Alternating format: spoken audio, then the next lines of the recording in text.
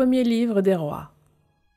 Le roi David était vieux, avancé en âge. On le couvrait de vêtements, et cela ne le réchauffait pas. Ses serviteurs lui dirent « Que l'on cherche pour mon seigneur le roi une jeune fille, une vierge. Elle se tiendra devant le roi et prendra soin de lui. Elle se couchera tout contre toi, et cela tiendra chaud à mon seigneur le roi. » On chercha une belle jeune fille dans tout le territoire d'Israël. On trouva Abishag, la Sunamite, et on la fit venir chez le roi. La jeune fille était vraiment très belle. Elle prit soin du roi et fut à son service, mais le roi ne s'unit pas à elle. Or, Adonias, fils de Haggith, cherchait à s'élever. Il disait « C'est moi qui régnerai ».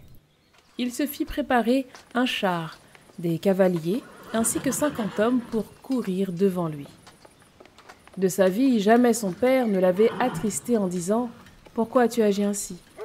De plus, il avait très belle apparence. C'est lui que sa mère avait enfanté après Absalom.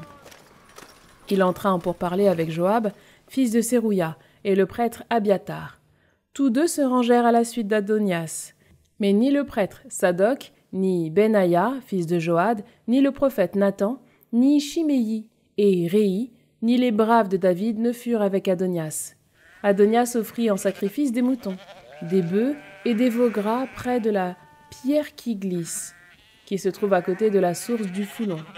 Il invita tous ses frères, les fils du roi, et tous les hommes de Juda qui étaient au service du roi. Mais le prophète Nathan, Benaïa, les braves et Salomon son frère, il ne les invita pas. Nathan dit à Bethsabée, la mère de Salomon, « N'as-tu pas appris qui est devenu roi ? Adonias, fils de Haggith, et notre seigneur David ne le sait pas. Maintenant, va, laisse-moi te donner un conseil. Ainsi tu préserveras ta vie et celle de ton fils Salomon. Va, entre chez le roi David et dis-lui, n'est-ce pas toi, mon seigneur le roi, qui l'a juré à ta servante ? Oui, Salomon, ton fils, régnera après moi, et c'est lui qui s'assiera près de mon trône. Pourquoi donc Adonias est-il devenu roi ? Tandis que tu seras là en train de parler avec le roi, moi-même j'entrerai après toi et je confirmerai tes paroles. » Et Bethsabée entra chez le roi, jusque dans sa chambre. Le roi était très vieux, et Abishag, la Sunamite, accomplissait son service auprès du roi. Bethsabée se mit à genoux et se prosterna devant le roi. Le roi lui demanda « Que désires-tu » Elle lui répondit « Mon seigneur, c'est toi qui as juré à ta servante, par le Seigneur ton Dieu, oui, Salomon ton fils régnera après moi, et c'est lui qui s'assiera sur mon trône.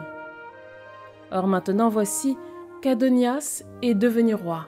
Cependant, mon seigneur le roi, tu n'en sais rien. Il a offert en sacrifice des taureaux, des veaux gras, des moutons en grand nombre. Il a invité tous les fils du roi, ainsi que le prêtre Abiatar, et Joab, le chef de l'armée. Mais Salomon, ton serviteur, il ne l'a pas invité. Mon seigneur le roi, c'est sur toi que tout Israël a les yeux fixés, pour que tu leur annonces qui s'assiera sur le trône de mon seigneur le roi après lui. Lorsque mon seigneur le roi reposera avec ses pères, que deviendrons-nous, moi et mon fils Salomon, des coupables ? Tandis qu'elle parlait avec le roi, voici que Nathan le prophète entra. On annonça au roi « Voici Nathan le prophète !» Il entra chez le roi et se prosterna devant lui, visage contre terre. Nathan prit la parole. « Mon seigneur le roi, tu as donc décrété, Adonias régnera après moi, c'est lui qui s'assiera sur mon trône. Car il est descendu aujourd'hui, et il a offert en sacrifice des taureaux, des veaux gras, des moutons en grand nombre. Il a invité tous les fils du roi, les chefs de l'armée, et le prêtre Abiatar. Ils sont en train de boire et de manger en sa présence, et ils disent « Vive le roi Adonias !» Mais moi, ton serviteur, le prêtre Sadoc, Benaïa, fils de Joad, et Salomon, ton serviteur, il ne nous a pas invités. Est-ce bien de mon seigneur le roi que provient cette affaire ? Pourtant, tu n'as pas fait savoir à tes serviteurs qui doit s'asseoir sur le trône de mon seigneur le roi après lui. Le roi David répondit alors « Appelez-moi Bethsabée. » Elle entra donc chez le roi et se tint debout devant lui. Et le roi fit ce serment. « Par le Seigneur qui est vivant, lui qui a racheté mon âme de toute angoisse. Oui, Je l'ai juré par le Seigneur Dieu d'Israël. Salomon ton fils régnera après moi, et c'est lui qui s'assiera sur mon trône à ma place. Cela, je le ferai aujourd'hui même. » Bethsabée se mit à genoux, visage contre terre, et se prosterna devant le roi. Elle dit : « Que vive mon Seigneur le roi David à jamais !» Le roi David reprit : « Appelez-moi le prêtre Sadoc, le prophète Nathan et Benaïa, fils de Joad. » Ils entrèrent chez le roi, et le roi leur dit : « Prenez avec vous les serviteurs de votre maître. Vous placerez mon fils Salomon sur ma propre mule, et vous le ferez descendre à Gihon. Là, le prêtre Sadoc et le prophète Nathan lui donneront l'onction comme roi sur Israël. Vous sonnerez du cor et vous direz : Vive le roi Salomon. Vous remonterez à sa suite, il viendra s'asseoir sur mon trône, et c'est lui qui régnera à ma place, car je l'ai établi comme chef sur Israël et sur Juda. » Benaïa, fils de Joad, répondit au roi : « Amen, et ainsi parle le Seigneur, Dieu de mon Seigneur le roi. Comme le Seigneur était avec mon Seigneur le roi, qu'il en soit ainsi avec Salomon, et qu'il élève son trône plus haut que le trône de mon Seigneur le roi David. » Alors descendirent le prêtre Sadoc, Benaïa, fils de Joad, les Kérétiens et les Pélétiens. Ils placèrent Salomon sur la mule du roi et le conduisirent à Gihon. Le prêtre Sadoc prit dans la tente la corne d'huile et donna l'onction à Salomon. On sonna du cor et tout le peuple dit : « Vive le roi Salomon !» Tout le peuple remonta derrière lui. Le peuple jouait de la flûte et manifestait une joie débordante au point que la terre se fendait à leur voix. Adonias entendit et tous les invités avec lui. Ils finissaient de manger. Joab entendit le son du cor et demanda : « Pourquoi la cité résonne-t-elle de cet tumulte ?» Tandis qu'il parlait, arriva Jonathan, fils du prêtre Abiatar. Adonias lui dit : « Viens, car tu es un homme de valeur.